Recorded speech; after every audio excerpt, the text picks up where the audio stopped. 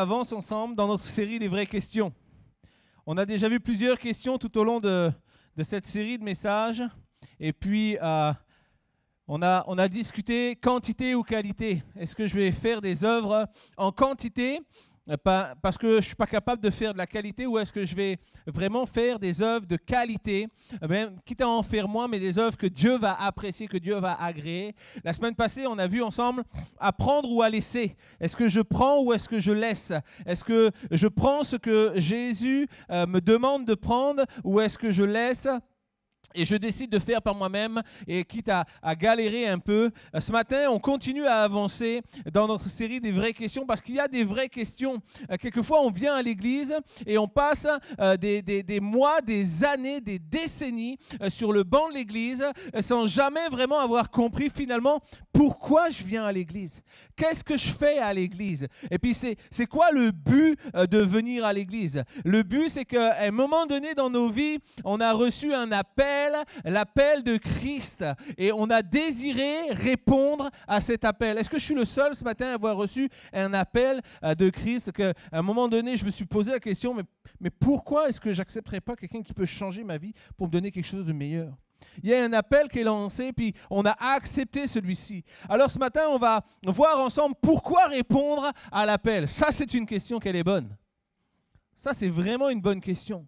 Pourquoi répondre à l'appel? Est-ce que je vais répondre à l'appel de Christ pour intégrer une église et me joindre à une bande de copains, et puis une fois de temps en temps, on fera un barbecue tous ensemble, une fois de temps en temps, on va plonger quelques copains dans l'eau bien sympathiquement, une fois de temps en temps, on va chanter des louanges sans trop comprendre ce qu'on chante?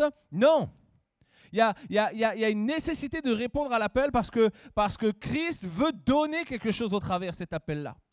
Et ce matin, j'aimerais qu'on puisse voir cela ensemble. Pourquoi répondre à l'appel de Christ? Premièrement, j'aimerais vous dire que Jésus n'a pas appelé un corps élitiste à venir à lui. Mais lorsque Jésus a assuré son ministère sur la terre, Jésus a appelé de nombreuses personnes. Souvent, on s'arrête sur les 12 disciples, les 12 disciples, les 12. Et bien sûr qu'il y a eu 12 disciples, bien sûr qu'ils ont porté l'évangile de Christ à travers les nations. Mais au-delà des 12 disciples, Jésus a appelé plein de gens dans plein de situations. Jésus a appelé les 12 disciples, mais Jésus a appelé Zachée qui était caché dans un arbre. Okay? Jésus a appelé Lazare qui était mort et enseveli dans un tombeau. Okay, il y a une vraie nécessité de comprendre l'appel de Christ. Jésus a appelé tellement de personnes. Il a appelé un jeune homme riche qui est venu à sa rencontre. Il a appelé en lui disant « Si tu veux me suivre ». Mais Jésus a aussi appelé les infirmes, des malades, des boiteux. Il a appelé notamment un aveugle sur le chemin de Jéricho, et son nom est Bartimée. J'aimerais te dire ce matin que beaucoup ont reçu l'appel de Christ, et nombreux sont ceux qui y ont répondu. Et pourquoi je dis nombreux sont ceux qui y ont répondu? Parce que tous n'ont pas répondu à l'appel de Christ. Tout comme aujourd'hui, dans notre 21e siècle, beaucoup entendent parler de Christ, beaucoup reçoivent l'invitation à Christ, mais beaucoup aussi négligent cette invitation. Ou beaucoup reçoivent cette invitation, mais ne la traitent pas comme elle devrait être traitée. Et j'aimerais vraiment qu'on puisse partager au travers ce nouveau message qui est l'appel de Christ. J'aimerais qu'on puisse passer 2 dimanches ensemble. Un premier dimanche à réaliser les enjeux de l'appel, et un second dimanche où on pourra parler de qu'est-ce que produit l'appel dans nos vies. Ce matin, ce que j'aimerais vous amener à confronter 2 appels lancés par Christ à 2 personnes qui étaient diamétralement opposées. 2 personnes qui étaient complètement aux antipodes. Et dans ces 2 personnes, on peut trouver un jeune homme qui était riche, comme je vous l'ai dit tout à l'heure, et qui va se présenter à Jésus. Et on va trouver de l'autre côté un aveugle, un mendiant aveugle qui est sur le trottoir, alors que Jésus passe pour se rendre à Jérusalem. Et voici ce que les 2 personnes ont en différence. Le premier est quelqu'un qui est riche et en bonne santé. Puis c'est tout ce qu'on voudrait être. Moi, j'aimerais ça, être riche et en bonne santé. Pour l'instant, je suis en bonne santé. C'est déjà pas mal. Et le deuxième, lui, il est pauvre et il est infirme. Autant dire, d'un côté, tu as quelqu'un qui reçoit un appel, puis le gars, il a tout, il est heureux, il est parfait. Et de l'autre côté, tu as un autre qui reçoit un appel, puis lui, c'est comme il a rien, il est au fond du trou. Et pourtant, ces deux personnes-là vont recevoir l'appel. Ces deux personnes-là vont avoir des choix à faire. Ces deux personnes-là vont devoir prendre une décision quant à l'appel qui leur est donné, l'invitation qui va leur être proposée. Et chacun des deux va rencontrer Christ, chacun des deux va pouvoir parler avec Christ, chacun des deux va devoir se positionner et finalement tirer des conclusions et se décider sur un choix de vie qui peut être changé, révolutionné.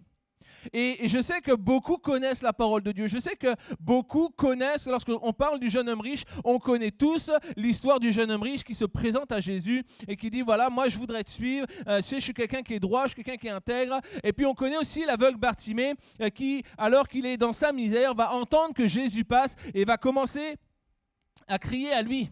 Et on pourrait très bien conclure cette prédication en disant, ok, le pauvre a accepté l'invitation, le riche a refusé l'invitation. Quel dommage lorsque tes richesses te séparent de la présence de Dieu. Et quelle joie de voir que Jésus est là pour les malheureux. Fin du message. Ça m'a pris 4 minutes 30 exactement pour vous prêcher mon message. Mais ce matin, ce n'est pas uniquement ce que nous voulons voir. Nous voulons regarder plus loin, nous voulons chercher dans les détails. On veut voir plus loin que ça simplement. J'aimerais simplement pouvoir poser des points en te disant que les deux ont reçu un même appel, donné par la même personne. Cette personne était Jésus-Christ, il était le Fils de Dieu.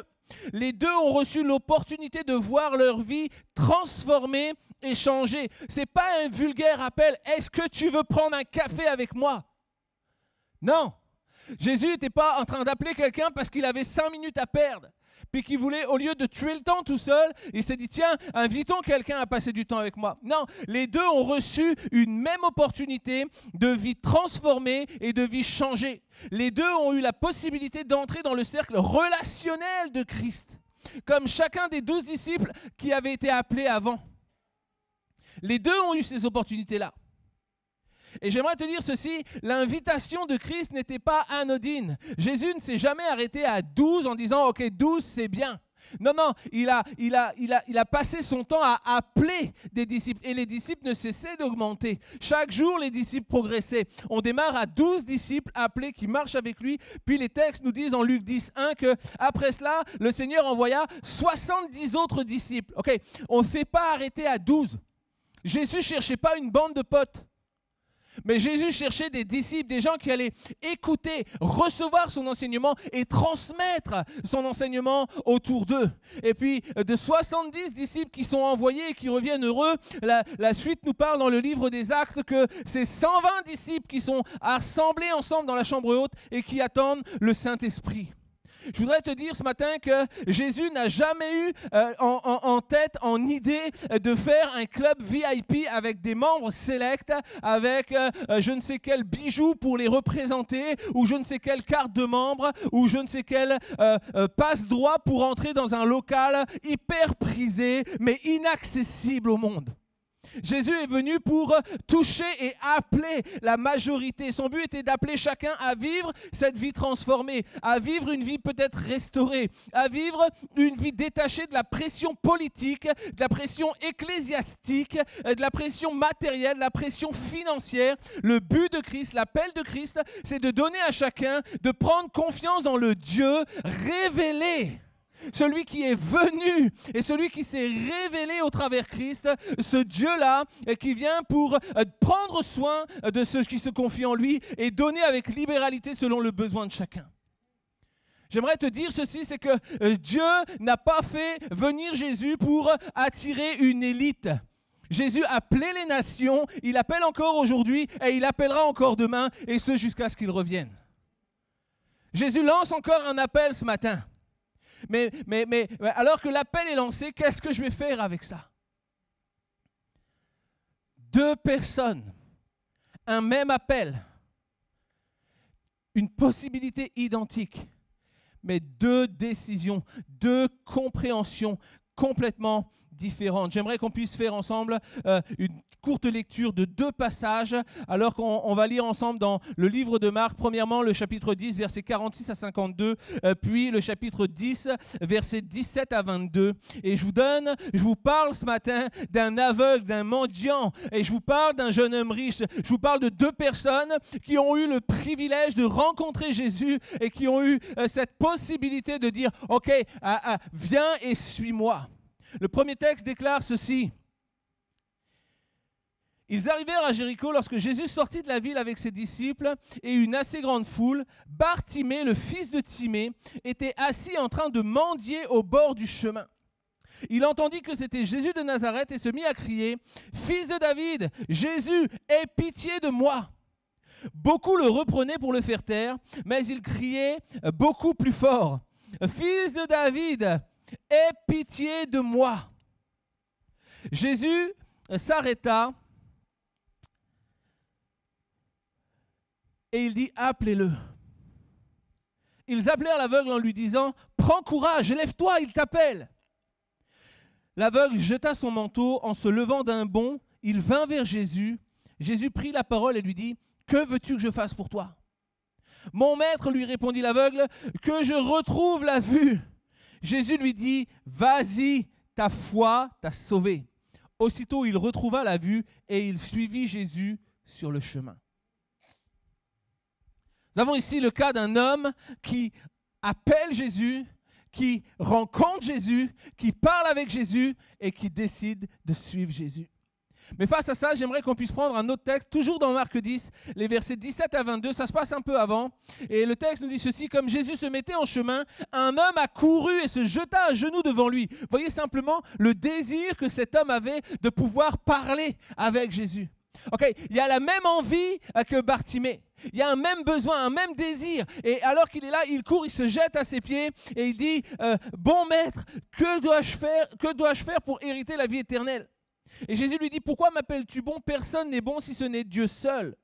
Tu connais les commandements, tu ne commettras point d'adultère, tu ne commettras pas de meurtre, tu ne commettras pas de vol, tu ne porteras pas de faux témoignages, tu ne feras de tort à personne, honore ton père et ta mère. » Il lui répondit « Maître, j'ai respecté tous ces commandements dès ma jeunesse. » Ok, ça c'est un bon point pour toi mon bonhomme, mais voici ce que je te dis. Maintenant, écoute bien, ouvre tes oreilles.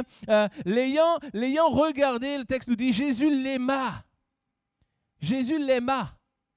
C'est pas juste Jésus, c'est la regarder comme ça, de côté. Oh, fais croire ça à quelqu'un d'autre, mais non. Jésus le regarda et Jésus l'aima. Et parce que Jésus l'aima, Jésus lui donnait une clé. Il lui dit, il te manque une chose. Il dit, va vendre tout ce que tu as, donne-le aux pauvres et tu auras un trésor dans le ciel, puis viens et suis-moi. Mais l'homme s'assombrit à cette parole et s'en alla tout triste parce qu'il avait de grands biens. Waouh! Ce matin, premier dimanche de ce message, nous parlons ensemble des enjeux de l'appel. Parce qu'il y a un enjeu, il y a des enjeux lorsque Jésus lance l'appel. Jésus n'appellera jamais personne d'une manière désintéressée. Jésus appellera toujours quelqu'un et il lance cet appel à l'humanité parce qu'il veut que les gens qui reçoivent l'appel décident d'embarquer avec lui. Premier point, premier enjeu, c'est qu'un appel ne peut être ignoré. Nous ne pouvons pas ignorer un appel. Lorsque quelqu'un nous appelle, lorsque l'on est à l'écoute, on ne peut pas ignorer un appel. Et nous parlons ici d'un homme riche qui a couru pour interpeller Jésus, d'un mendiant qui s'est écrié parce qu'il ne pouvait pas bouger, mais qui a crié jusqu'à ce que Jésus l'entende. Un appel ne peut être ignoré. On vit aujourd'hui au 21e siècle et laisse-moi te dire que j'ai pour preuve qu'un appel ne peut être ignoré, que parfois même dans nos églises, lorsque nos téléphones portables sonnent, nous prenons nos téléphones et nous sortons discrètement. T'as vu le sport un peu ? Et nous sortons discrètement. Allô, oui, c'est pourquoi ? Ah oui, parce que l'appel ne peut pas être ignoré. Il y a des appels qui nous sont donnés, nous pouvons toujours faire mine de ne pas entendre, mais un appel, lorsqu'il est lancé, laisse-moi te dire ceci, il ne peut pas être ignoré. Le texte nous dit, par rapport à Bartimée, il entendit que c'était Jésus. Waouh! J'ai une option. Alors il s'est mis à crier. Alors on l'a fait taire, mais il a crié plus fort. Et alors qu'il criait plus fort, le texte nous dit, Jésus s'arrêta. Waouh! Victoire! Un appel ne peut être ignoré. Lorsque tu cries à Dieu, lorsque tu appelles Jésus, Jésus n'ignorera jamais l'appel que tu lui donnes. Et en contrepartie, tu ne peux ignorer l'appel de Christ dans ta vie. Lorsque Dieu t'appelle, lorsque Jésus t'appelle à venir à lui, à changer des choses dans ta vie, tu ne peux ignorer l'appel.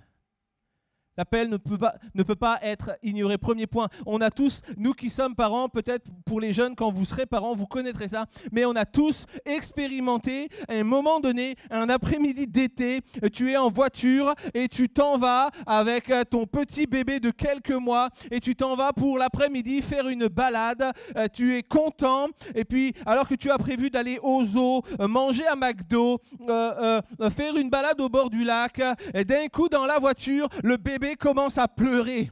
Et alors que le bébé commence à pleurer, tu dis, oh, qu'est-ce qui se passe? Mais attends, à quelle heure il a mangé son dernier repas? À quelle heure je l'ai changé pour la dernière fois? Et alors que tu roules, le bébé pleure, le bébé crie et le bébé appelle, oh, prends soin de moi, hey, occupe-toi de moi, hey, j'ai faim, hey, j'ai les fesses sales. Et d'un coup, là, c'est comme une obsession, tu ne peux plus faire autrement que de changer tout ton planning.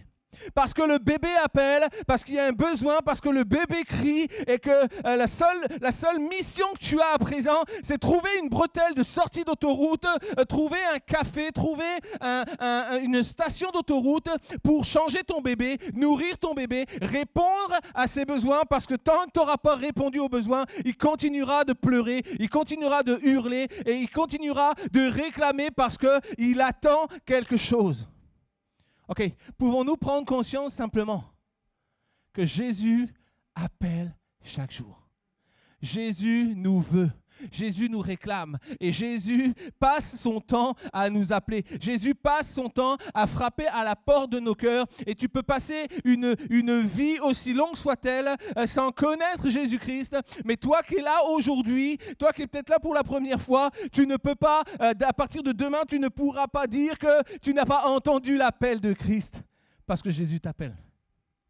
Jésus appelle. L'appel ne peut pas être ignoré. Et Jésus est sur le chemin. Et alors que Bartimée entend la cohue qui prend place, il découvre que c'est Jésus. C'est le moment pour lui. C'est la chance de sa vie. C'est le jour où tout peut basculer. Alors il appelle et on lui dit « Oh, tais-toi, toi sale mendiant. Écoute, reste dans ton coin, importune pas le maître. » Comme les enfants. Hey, les enfants, hey, dégagez, c'est pas pour vous, c'est les affaires de grands. Et puis là, lui, il appelle, il dit « Hey, Jésus, fils de David, aie pitié de moi. » Et alors que la foule veut le faire taire, et lui, il aurait pu dire, ok, d'accord, c'est pas pour moi. Non, lui, il va crier plus fort en disant, aie pitié de moi. Et Jésus s'arrête. Ok, Jésus arrêtera toujours sa course lorsque tu appelles. Ok, Jésus s'arrêtera toujours pour toi, quel que soit ton besoin. Si tu désires lui confier, si tu désires le recevoir, Jésus s'arrêtera toujours dans sa course pour se présenter devant toi. Mais laisse-moi te dire une vérité fondamentale. C'est que Jésus va s'arrêter, mais la Bible ne nous dit pas que Jésus s'est arrêté, puis il a dit « Hey, où est ce mendiant qui m'appelle? Hey, où est cet aveugle? Hey, qu'est-ce qui se passe? Poussez-vous un peu, laissez-le voir. Je voudrais le voir, je voudrais le trouver, je voudrais le toucher. » Non, le texte nous dit « Jésus a entendu le cri et Jésus s'est arrêté. » Mais Jésus n'a pas décidé d'aller. Jésus a appelé. OK. Est-ce que tu peux prendre conscience de ceci? Jésus ne répondra pas à ton appel. Mais Jésus va s'arrêter sur ton besoin. Il voit ton besoin et il t'appelle à venir à lui pour le combler. Jésus n'est pas un guichet automatique où j'ai un besoin. Hey, Jésus, viens voir là. OK. Alors, qu'est-ce qui se passe? C'est quoi ton besoin? Non. Jésus connaît tes besoins et parce que Jésus connaît tes besoins, si tu cries à lui, alors il va s'arrêter, mais Jésus n'ira pas vers toi, mais il t'appelle à venir vers lui.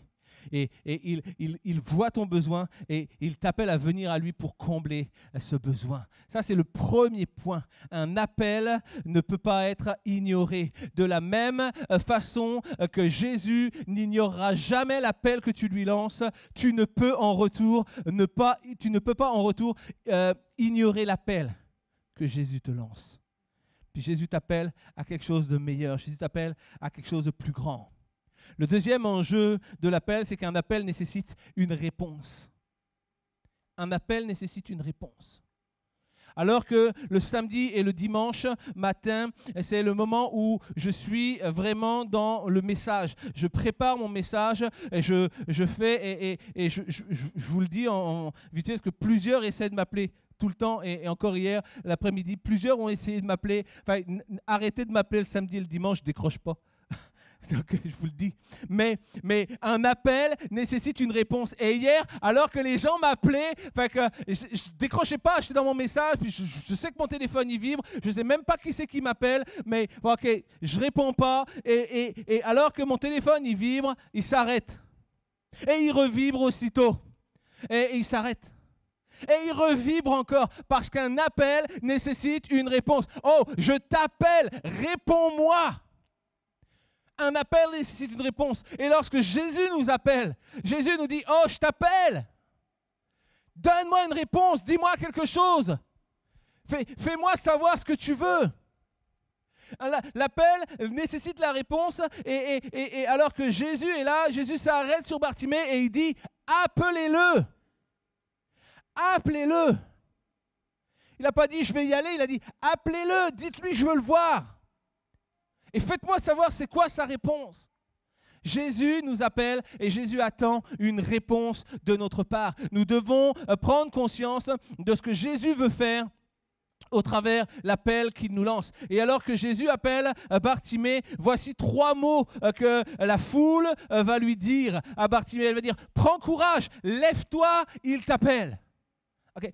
Prends courage et confiance. Lève-toi parce qu'il t'appelle. Il y a un enjeu pour toi. Et alors qu'on prend ces 3 mots-là, le premier mot, quand il dit « prends courage », c'est le mot tarseo, c'est le même mot que Jésus va dire lorsqu'il marche sur l'eau en direction des disciples qui sont dans la barque et que ceux-ci sont effrayés. Et lui, il va dire ceci, il va dire « tarseo », hey, ayez confiance, c'est moi. Et ayez confiance, n'ayez pas peur, c'est moi. Et c'est comme Jésus dit, la foule donne à ce mendiant ce même mot. Hey, aie confiance en lui, prends courage en qui il est, prends courage en ce qu'il a le projet de faire pour toi.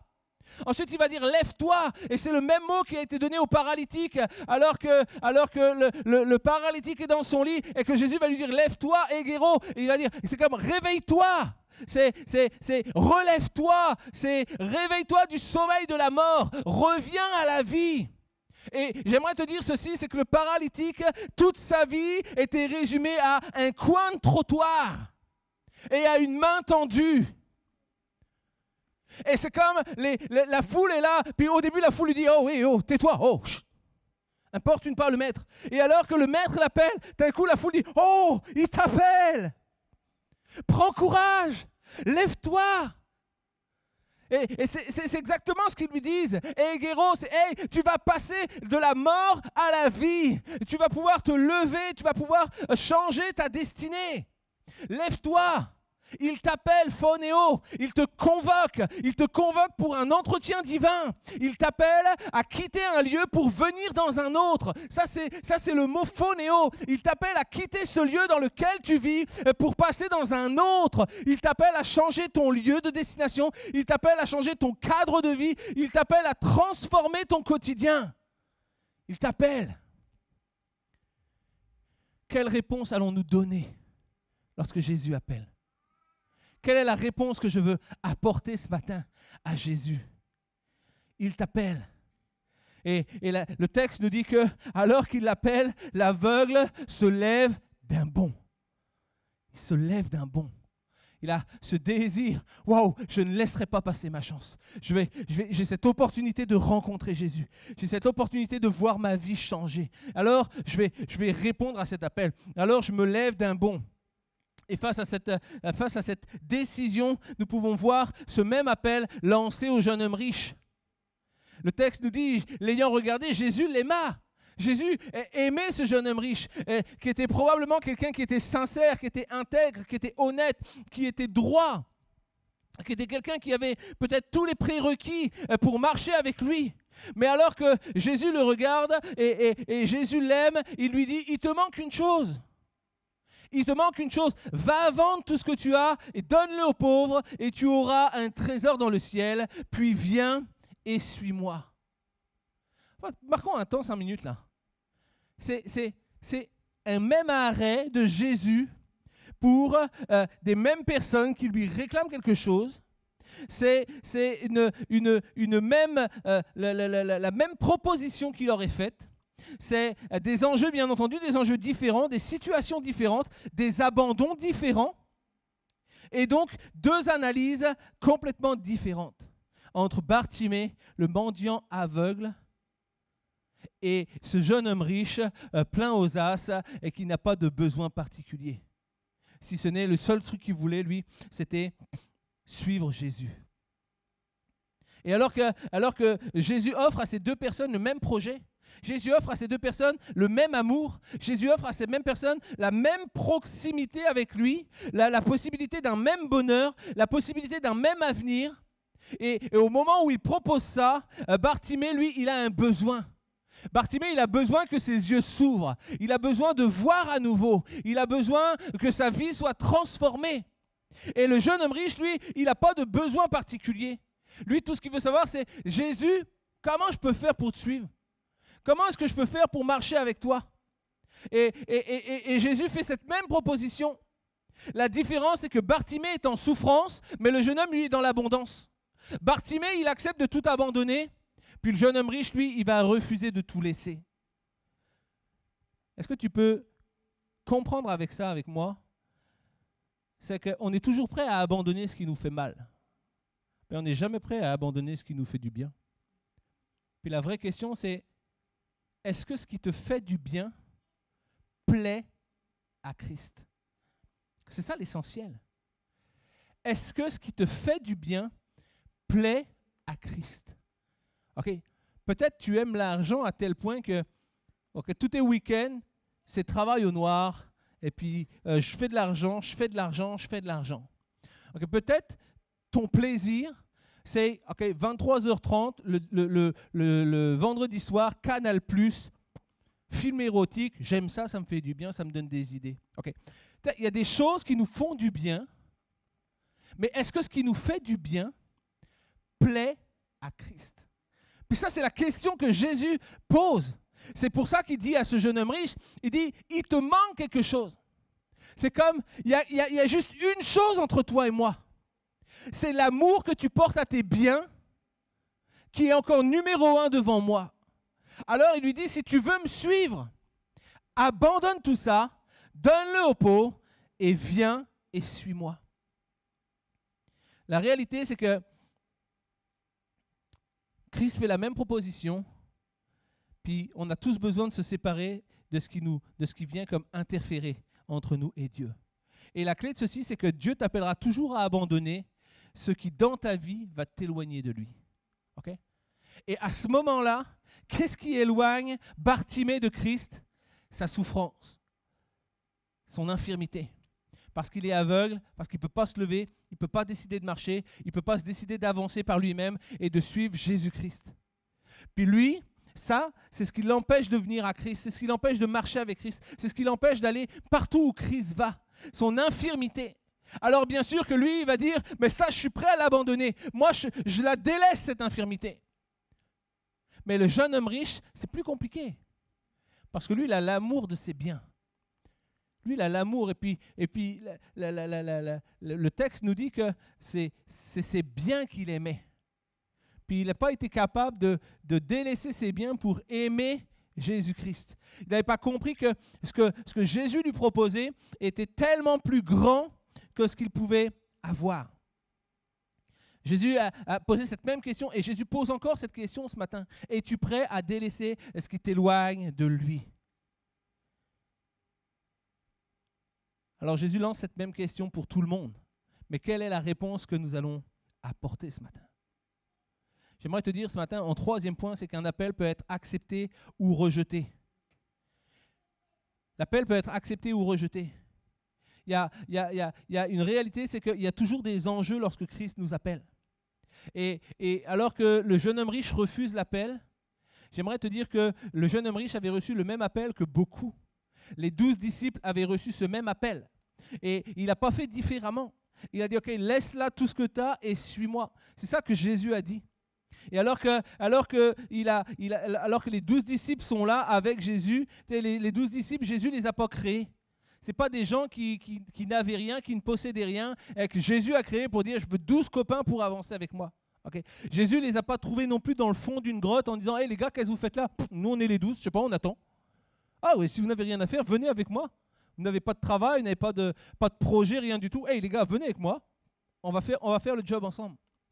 Non, ces 12-là, Jésus les a appelés de la même manière. Ces 12-là étaient des gens qui étaient occupés. C'est des gens qui avaient un job.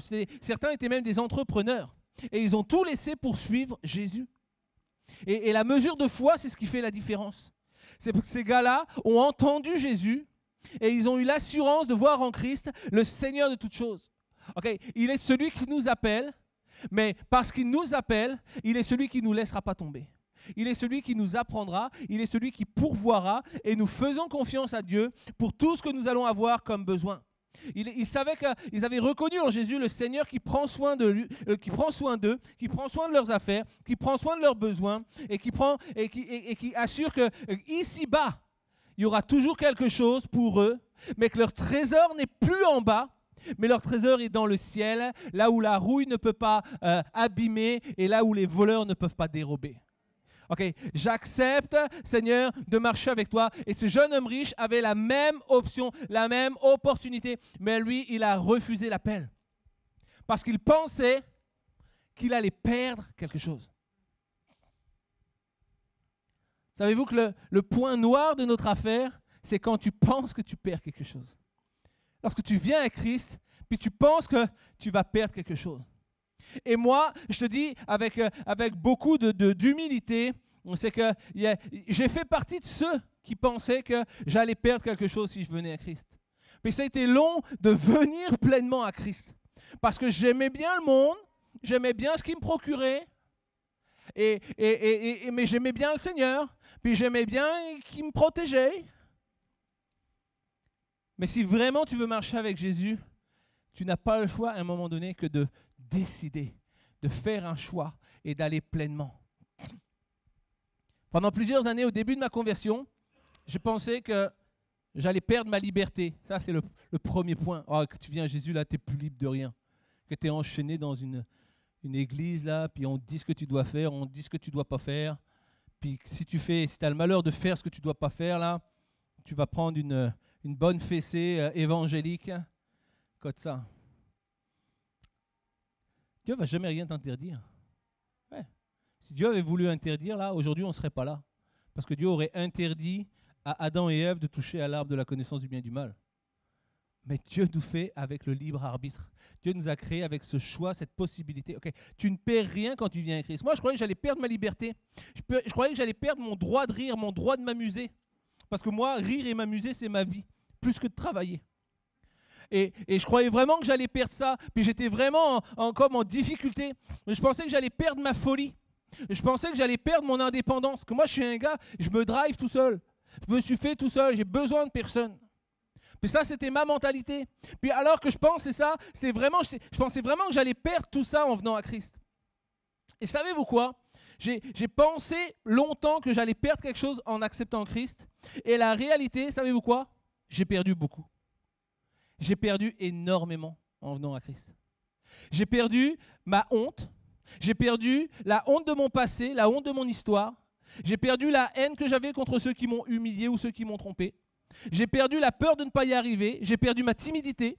J'ai perdu la terreur qui m'envahissait quand je pensais à la mort. J'ai perdu la colère, j'ai perdu la misère. J'ai aussi perdu mon désir de m'élever, quoi qu'il en coûte. J'ai perdu mon besoin vital de reconnaissance. J'ai perdu des amis ou ce que je pensais être des amis. J'ai perdu mon orgueil, la trahison. J'ai perdu ma cupidité. J'ai perdu toute forme de péché. Et ce que j'ai perdu par-dessus tout, j'ai perdu mon appartenance à Satan. Et ça, rien que pour ça, je ne reviendrai pas en arrière. Je te dis ce matin, tu penses que tu vas perdre quelque chose en venant à Christ. La réalité, c'est que Christ t'appelle toujours pour le meilleur. Christ t'appellera toujours pour le meilleur. Je peux déclarer ce matin, ma vie est désormais dans celui qui m'a appelé et à qui j'ai répondu, oui, je te suivrai, quoi qu'il en coûte, je sais ce que tu veux, je sais que tu as le meilleur pour moi. Oui, j'ai perdu la mort, mais j'ai gagné la vie. Je suis désormais plein de vie, je suis disciple de Jésus-Christ et j'aimerais te dire ceci, il n'y a pas de plus beau témoignage que des vies transformées par Jésus-Christ. Parce que Dieu ne t'enlèvera jamais rien, Dieu te laissera toujours le choix, mais plus tu vas vouloir marcher avec Dieu et plus tu vas te rendre compte qu'il y a plein de choses dans ta vie qui ne sont pas là pour t'élever. Donc, alors qu'on a baptisé la semaine passée plusieurs personnes, j'aime ces témoignages. Okay. Qu'est-ce que Christ a fait dans ta vie? Qu'est-ce que tu as perdu? Que j'ai perdu la dépression. Amen. Que j'ai perdu la maladie. Oh! J'ai perdu la honte. Ça, c'est bon, ça. Bien sûr que nous perdons quelque chose lorsque nous venons à Christ. Bien sûr. Ça, c'est une réalité. Mais nous perdons ce qui est nuisible pour nous. Et nous gagnons ce que Christ peut déposer en échange.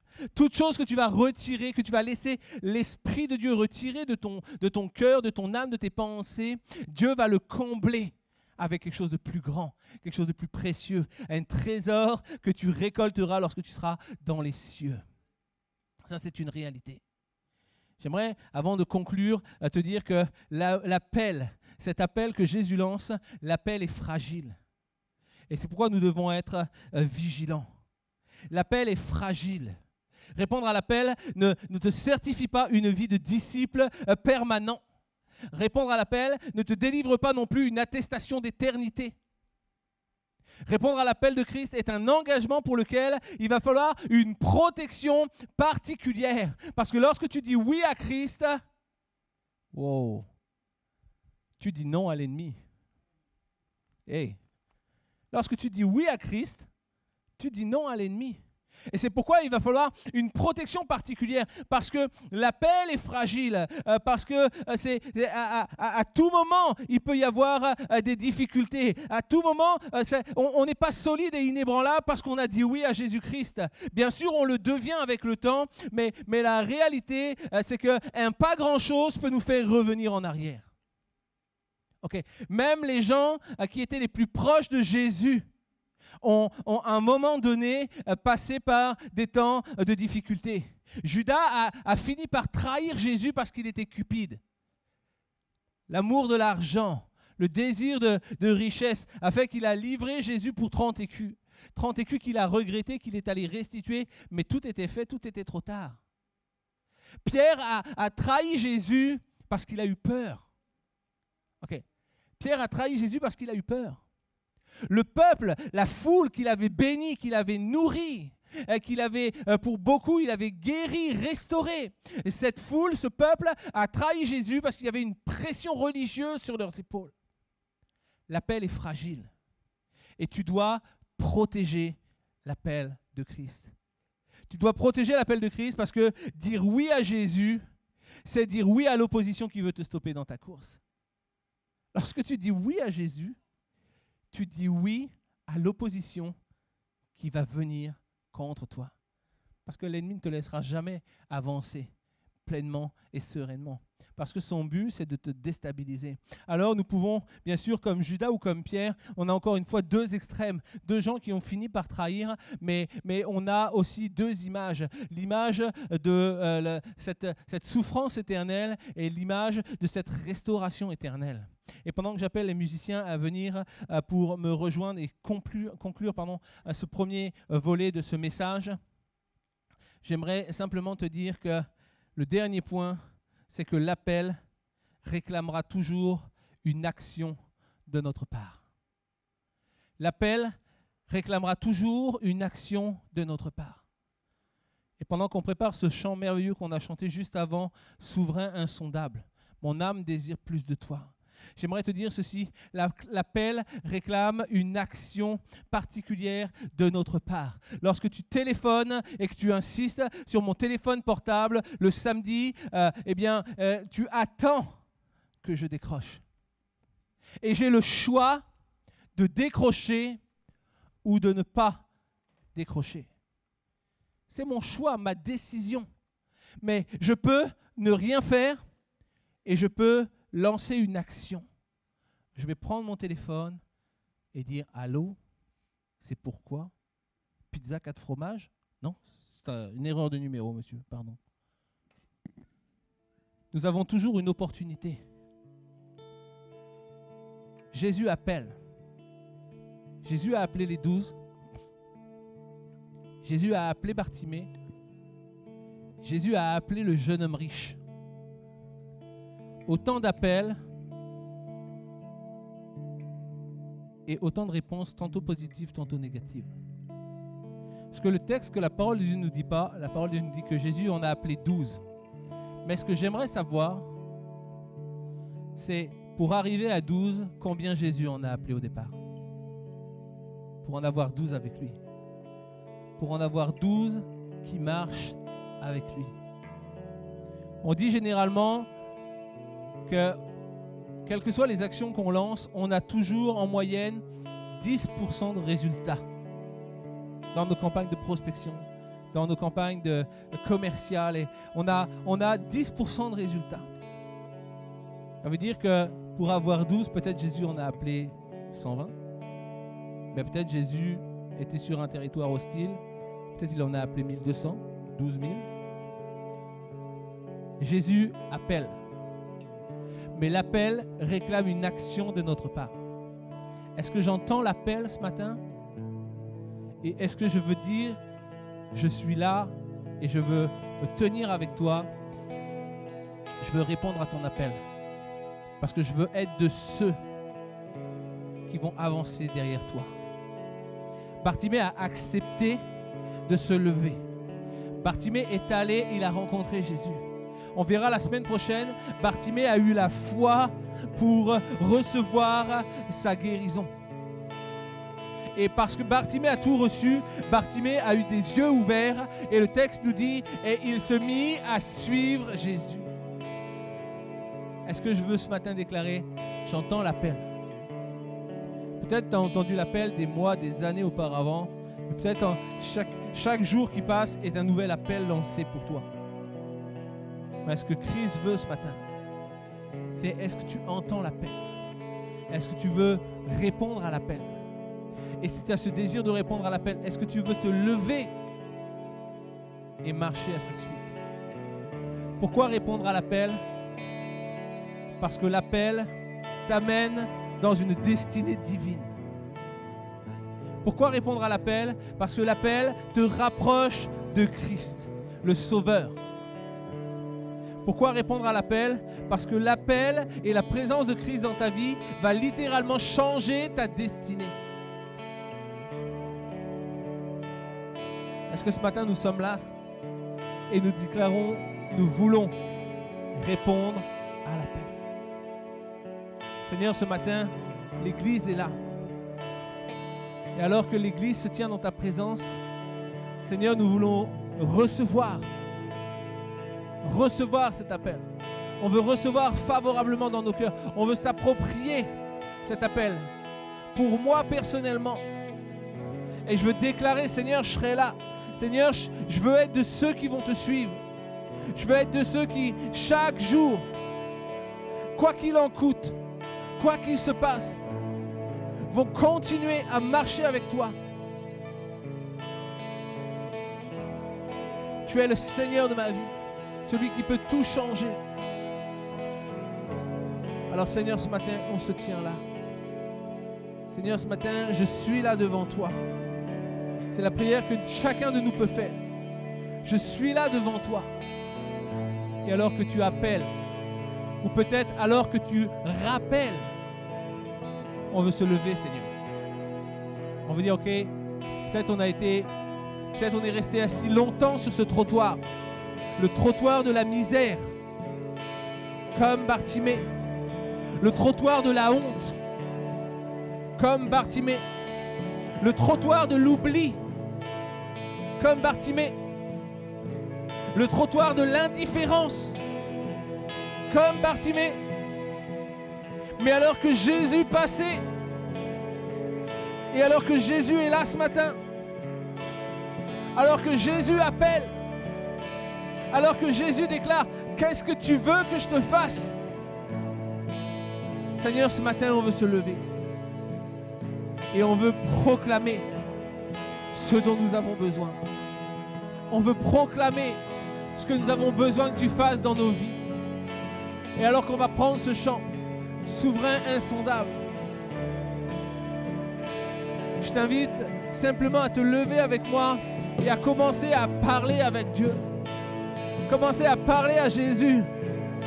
Alors que Jésus ce matin pose cette question, qu'est-ce que tu veux que je te fasse? Commence simplement à dire, Seigneur, voici ce que j'ai besoin ce matin. Voici ce que j'ai besoin ce matin. Et je t'appelle à changer les choses. Je t'appelle à changer les options. Je t'appelle à changer l'environnement. Je t'appelle à changer les projets. Je veux m'accrocher à toi. Je veux plus de toi dans ma vie. Plus de toi dans ma vie.